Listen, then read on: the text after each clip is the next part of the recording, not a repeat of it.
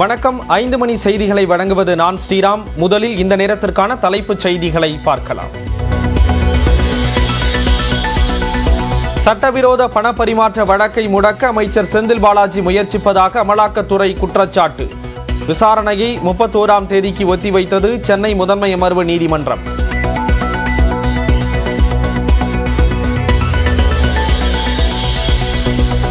அமைச்சர் செந்தில் பாலாஜியின் நீதிமன்ற காவல் நாளை மறுதினம் வரை நீட்டிப்பு. காணொலி மூலம் ஆஜர்படுத்தப்பட்ட நிலையில் 17வது முறையாக காவலை நீட்டித்து நீதிபதி அள்ளி உத்தரவு.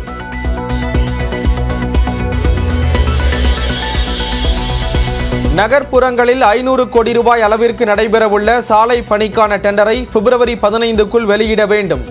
நாடாளுமன்ற தேர்தல் நடைபெறவுள்ளதால் நகராட்சி நிர்வாகத்துறை உத்தரவு.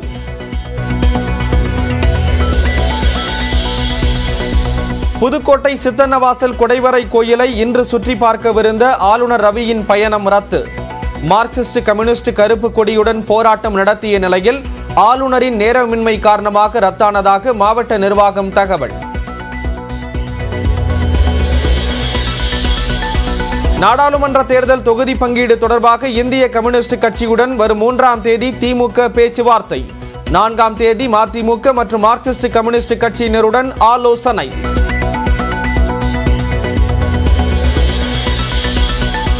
தொகுதி பங்கீடு குறித்து பிப்ரவரி 9 திமுக காங்கிரஸ் 2ஆம் கட்ட பேச்சுவார்த்தை. 10 தொகுதிகளை காங்கிரஸ் கேட்கும் நிலையில் 7 தொகுதிகளை மட்டுமே திமுக வழங்க திட்டம் என தகவல்.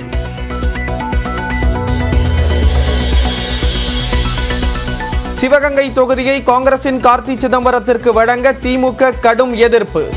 விருதுநகர் தொகுதியையும் இந்த முறை திமுகவிற்கே வழங்க வேண்டும் எனவும் ஒருங்கிணைப்பு குழுவிடம் நிர்வாகிகள் கோரிக்கை.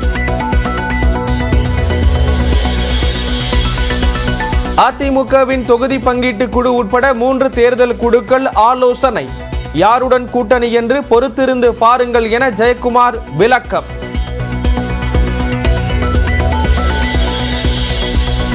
நாடாளுமன்ற தேர்தலில் யாருடன் பாமக கூட்டணி? பொதுக்குழு கூட்டத்திற்கு முன் தைலாபுரத்தில் முக்கிய நிர்வாகிகளிடம் நாளை கருத்து கேட்கிறார் நிறுவனர் ராமதாஸ்.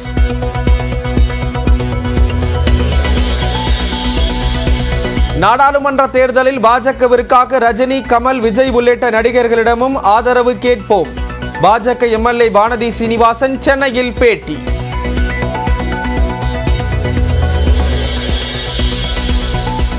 புதுச்சேரி தலைமைச் செயலாளர் ராஜீவ் வர்மா சண்டிகருக்கு மாற்றம். புதிய தலைமைச் செயலாளரானார் சரத் சௌகான். கோவாவுக்கு மாற்றப்பட்டார் புதுச்சேரி ஆட்சியர் வல்லவன்.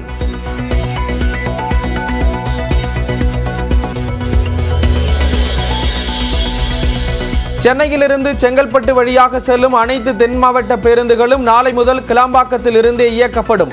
ஈசிஆர் மற்றும் பூந்தமல்லி வழியே இயக்கப்படும் பேருந்துகள் மட்டுமே இனி கோயம்பேட்டில் இருந்து புறப்படும். திருச்சி, சேலம் உள்ளிட்ட 13 வழித்தடங்களில் செல்லும் பேருந்துகள் சென்னையில் 2 இடங்களில் இருந்து இயக்கப்படும். கிளாம்பாக்கத்தில் 710 பேருந்துகளும் மாதவரத்தில் இருந்து 160 பேருந்துகளும் நாளை முதல் இயக்கம் என அறிவிப்பு.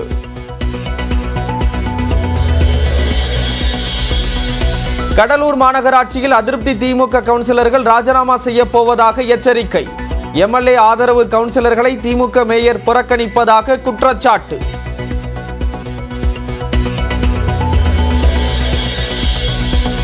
கன்னியாகுமரி அருகே நாம் தமிழர் நிர்வாகி சேவியர் குமார் கொலை வழக்கில் திமுக பிரமுகர் ரமேஷ் பாபுவுக்கு வரும் 1ஆம் தேதி வரை நீதிமன்ற காவல். சரணடைந்த நிலையில் நாகை நீதிமன்றம் உத்தரவு.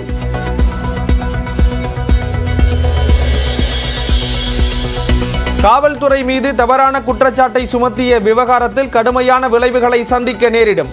ஒளிப்பதிவாளரும் நடிகருமான இளவரசுவிற்கு சென்னை உயர்நீதிமன்றம் எச்சரிக்கை.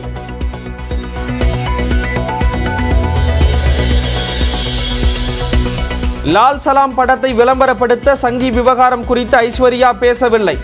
சங்கி என்பது கெட்ட வார்த்தை என்று கூறவில்லை எனவும் நடிகர் ரஜினிகாந்த் விளக்கம். சங்கிங்கிறது கெட்ட வார்த்தை அப்படின்னு சொல்லி ஐஸ்வர்யா எங்கேயும் சொல்லலை. அப்பா ஆன்மீகவாதி, எல்லா மதங்களையும் விரும்புறவங்க. அவர் ஏன் இப்படி சொல்றாங்க அப்படிங்கிறது அவருடைய பார்வை. அப்படியெல்லாம் ஒண்ணு கிடையாது.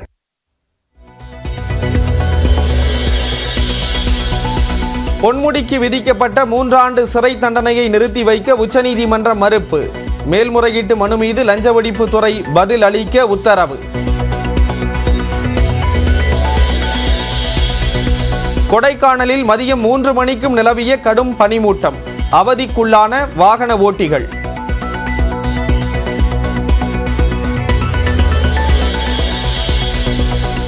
மாநிலங்களவைக்கு ஆந்திரா, கர்நாடகா, பீகார் உள்ளிட்ட 15 மாநிலங்களிலிருந்து தேர்வான 56 உறுப்பினர்கள் ஏப்ரலில் ஓய்வு. அடுத்த மாதம் 27ஆம் தேதி தேர்தல் நடத்தப்படும் என தேர்தல் ஆணையம் அறிவிப்பு.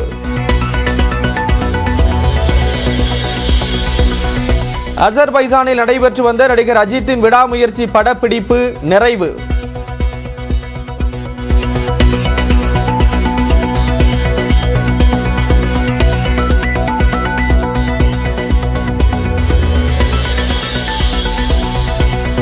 இங்கிலாந்துக்கு எதிரான 2வது டெஸ்ட் போட்டியில் காயம் காரணமாக ரவீந்திர ஜடேஜா, KL ராகுல் விலகல். சர்ஃபராஸ் கான், சௌரவ் குமார், வாஷிங்டன் சுந்தர் இந்திய அணியில் சேர்ப்பு.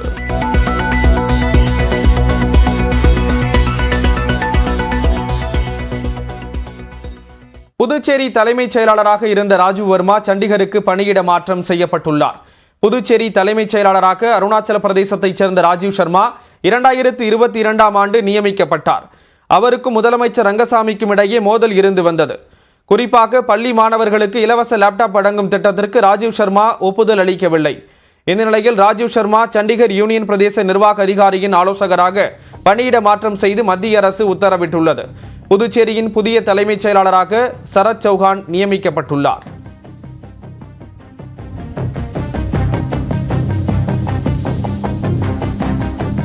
இந்த நிலையில் புதுச்சேரி ஆட்சியர் வல்லவன் கோபாவுக்கு பணியிட மாற்றம் செய்யப்பட்டுள்ளார்.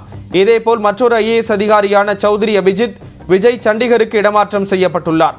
அதே நேரத்தில் அருணாச்சல பிரதேசத்தில் பணியாற்றிய தல்வாட்டு, டெல்லியில் பணியாற்றிய அஜித் குமார் சிங்கிலா, அந்தமானில் பணியாற்றிய கலைவாணன் ஆகியோர் புதுச்சேரிக்கு மாற்றப்பட்டுள்ளனர்.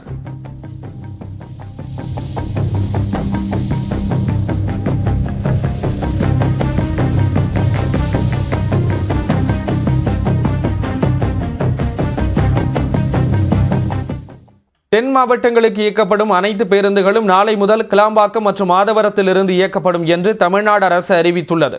போதிய வசதிகள் இல்லை என பயணிகள் குற்றம் சாட்டிய நிலையில் அவர்களுக்காக செய்யப்பட்டுள்ள ஏற்பாடுகள் என்ன, ஆம்னி பேருந்துகள் எவ்வாறு இயக்கப்படும் என்பது குறித்தெல்லாம் இந்த சிறப்பு தொகுப்பில் பார்க்கலாம்.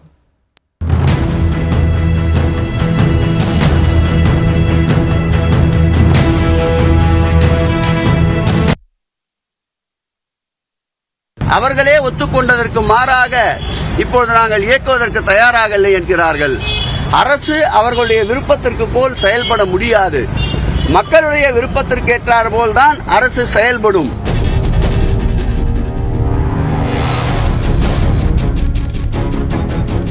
அனைத்து ஆம்னி பேருந்துகளும் கிளாம்பாக்கத்திலிருந்தே இயக்கப்பட வேண்டும் என அமைச்சர் சேகர் பாபு சில தினங்களுக்கு முன்பு கொந்தளித்த காட்சிதான் இது.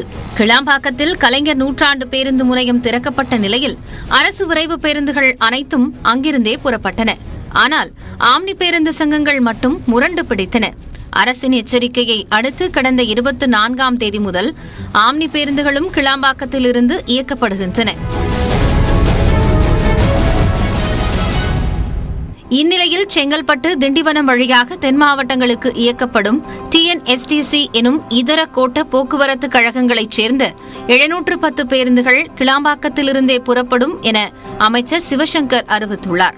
இதனால் கோயம்பேடு பேருந்து நிலையத்திலிருந்து திண்டிவனம் மற்றும் செங்கல்பட்டு வழியாக இனி பேருந்துகள் இயக்கப்பட மாட்டாது என்றும் அறிவித்துள்ளார்.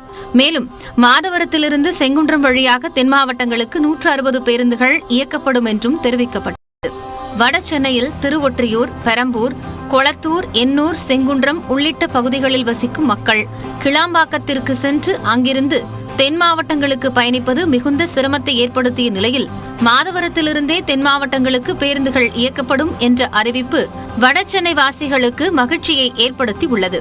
கோயம்பேட்டிலிருந்து தென் மாவட்டங்களுக்கு இயக்கப்பட்ட சுமார் 80% பேருந்துகள் இனி கிளாம்பாக்கத்திலிருந்தே இயக்கப்படும் என்பதால் எஞ்சிய பேருந்துகள், அதாவது தர்மபுரி, வேலூர், திருப்பத்தூர், ஒசூர், ஆம்பூர் உள்ளிட்ட பகுதிகளுக்கு பூந்தமல்லி, கோயம்பேட்டில் இயக்கப்படும் என அறிவிக்கப்பட்டுள்ளது.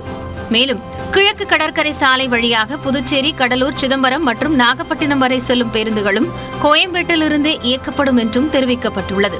கிளாம்பாக்கத்திலிருந்து கோயம்பேட்டிற்கும் பாரிமுனைக்கும் சுமார் 15 நிமிடங்களுக்கு ஒரு முறை பேருந்துகள் இயக்கப்படுவதால் பயணிகளுக்கு வசதியாக இருக்கும் என்றே கூறப்படுகிறது. கிளாம்பாக்கத்தில் ஓராண்டிற்குள் ரயில் நிலையம் அமைக்க 20 கோடி நிதி ஒதுக்கி அதற்கான பணிகளையும் சென்னை பெருநகர வளர்ச்சி குழுமம் முடுக்கிவிட்டுள்ளது. ரயில் நிலையத்திலிருந்து பேருந்து நிலையத்திற்கு செல்ல ஆகாய நடைமேடை அமைக்கவும் திட்டமிடப்பட்டுள்ளது. விழுப்புரம் போக்குவரத்து கோட்ட பேருந்துகள் மட்டும் தென் மாவட்டங்களில் இருந்து சென்னை நோக்கி செல்லும் போது தாம்பரம் வரை இயக்கப்பட்டு பின் அங்கிருந்து கிளாம்பாக்கம் பேருந்து நிலையத்திலிருந்து தென் மாவட்டங்களுக்கு இயக்கப்படும் என்றும் தெரிவிக்கப்பட்டுள்ளது. சென்னை நகரில் போக்குவரத்து நெரிசல் குறையும் என்ற நோக்கில் அமல்படுத்தப்படும் இந்த திட்டம் பலன் தருமா என்பது வரும் நாட்களில் தெரியவரும். நியூஸ் 18 தமிழ்நாடு செய்திகளுக்காக செய்தியாளர் வேல்முருகனுடன் வரலாறு சுரேஷ்.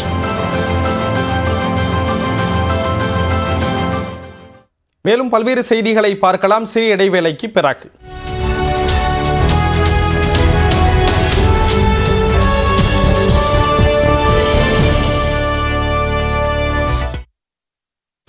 செய்திகள் 60 நிமிடங்கள் இடைநில்லா செய்திகள். 1 நிமிட தொகுப்புகளின் அணிவகுப்பு. சூப்பர் 60 நாள்தோறும் காலை 8 மணிக்கு உங்கள் நியூஸ் 18 தமிழ்நாடு தொலைக்காட்சியில்.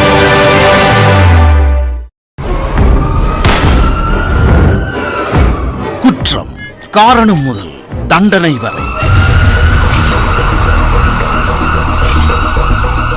பதைபதைக்க வைக்கும் ஒவ்வொரு நொடியும் விலகாத மர்மத்தின் மறுபக்கத்தை தவறவிடக்கூடாத தடயங்களோடு அனைத்து கோணங்களிலும் அடியோடு அலசும்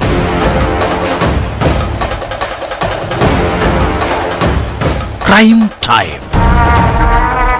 நாள்தோறும் பிற்பகல் 1:30 மணி, மாலை 4:30 மணி மற்றும் இரவு 10 மணிக்கு. நெருங்கும் நாடாளுமன்ற தேர்தல், தாக்கலாக போகும் இடைக்கால பட்ஜெட், மிகுந்த எதிர்பார்ப்பில் சிறு குறு தொழில் நிறுவனங்கள், விவசாயிகளுக்கு கிடைக்கப் போகும் சலுகைகள் என்ன? அதிகரிக்குமா வருமான வரி உச்சவரம்பு? விலை குறையப் போகும் பொருட்கள் எவை? விலையேற்றம் பெறப்போகும் பொருட்கள் எவை? தலை சிறந்த பொருளாதார நிபுணர்கள் பங்கேற்று விவாதிக்கும் மத்திய பட்ஜெட் 2024-25 வரும் வியாழக்கிழமை காலை 8 மணி முதல் சிறப்பு நேரலை. உண்மையின் முகமாக, உங்களின் குரலாக எப்போதும் இருக்கும் நியூஸ் 18 தமிழ்நாடு தொலைக்காட்சியின் சொல்லதிகாரம். தினமும் இரவு 7:50 மற்றும் 11 மணிக்கு சொல்லதிகாரம். பவர்ட் பை ஃபைப்ரோ சுவிட்சஸ், ஸ்விட்ச் டு ஸ்மார்ட். இன்றைய செய்தி, இந்த நொடியின் விவாதம். தர்மயுத்தம் 2.0 தொடங்குறாங்கிறாரு. ஒட்டுமொத்த நாளின் 1 மணி நேர முகம். கொடுக்கப்பட்ட வாக்குறுதிகள் பெருமளவு நிறைவேற்றப்படலன்னு ஒரு விமர்சனம் வைக்கிறாங்க. 10 ஆண்டு காலத்தில் செய்த இது நான் சொல்லுங்கள், நாங்களும் பட்டியல் தருகிறோம். அரசியல் சதுரங்கத்தின் வியூகங்களை உடைக்கும் களம். நாடாளுமன்ற தேர்தலுக்கான இந்த கூட்டணி அப்படியே தொடருமா? பாஜகவும் பாமகவும் இருக்கிற இடத்தில் விடுதலை சிறுத்தைகள் இருக்காது. அமமுகவுடைய நிலைப்பாடு என்னவா இருக்கும்? 24க்கு காங்கிரசும் ஒரு வாய்ப்பு இருக்கிறது. கேள்வி கணைகளை விடை தேடி திருப்பும் வணக்கம் தமிழ்நாடு. திங்கள் முதல் வெள்ளி வரை காலை 9 மணிக்கு. 60 நிமிடங்கள் இடைநில்லா செய்திகள். 1 நிமிட தொகுப்புகளின் அணிவகுப்பு.